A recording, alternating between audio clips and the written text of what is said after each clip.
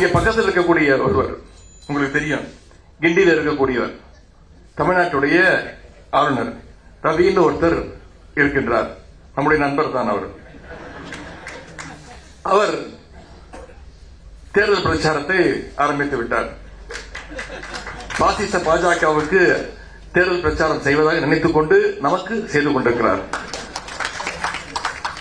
ஒரு 3 நாட்களுக்கு முன்பு ஒரு நிகழ்ச்சிக்கு போய் பேசியிருக்கிறார். தமிழ்நாடு போராடும், தமிழ்நாடு வெல்லும் அப்படின்னு தமிழ்நாட்டுக்கு எங்க போனாலும் இதே குரலாக இருக்கிறது. எந்த செவத்தை பார்த்தாலும் இதே எழுதி வச்சிருக்கிறீங்களே, யாரை எதிர்த்து போராட போறீங்க அப்படின்னு ஒரு கேள்வி கேட்டிருக்கிறார். நான் ஏற்கனவே அவருக்கு ஒரு பதில் சொல்லியிருக்கின்றேன். திரு ஆளுநர் ரவி அவர்களே, உங்களோடு தான் தமிழ்நாடு போராடும், உங்களை வென்று காட்டுவோம்.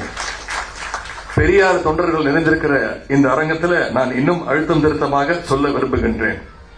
மாநில உரிமைக்காக தமிழ்நாடு போராடும், சமூக நீதியை காக்க தமிழ்நாடு என்றும் போராடும், மதவெறியை சாதி வெறியை எதிர்த்து தமிழ்நாடு நிச்சயம் போராடும், இந்தி திணிப்பை எதிர்த்து தமிழ்நாடு தொடர்ந்து போராடும்.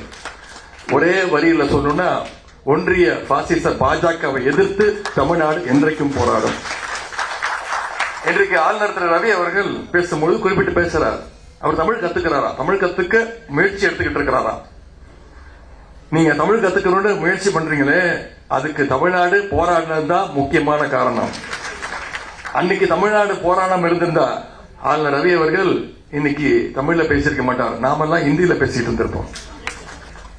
இங்க பக்கத்தில் இருக்கக்கூடிய ஒருவர் உங்களுக்கு தெரியும், கிண்டியில் இருக்கக்கூடியவர், தமிழ்நாட்டுடைய ஆளுநர் ரவின்னு ஒருத்தர் இருக்கின்றார். நம்முடைய நண்பர் தான் அவர்.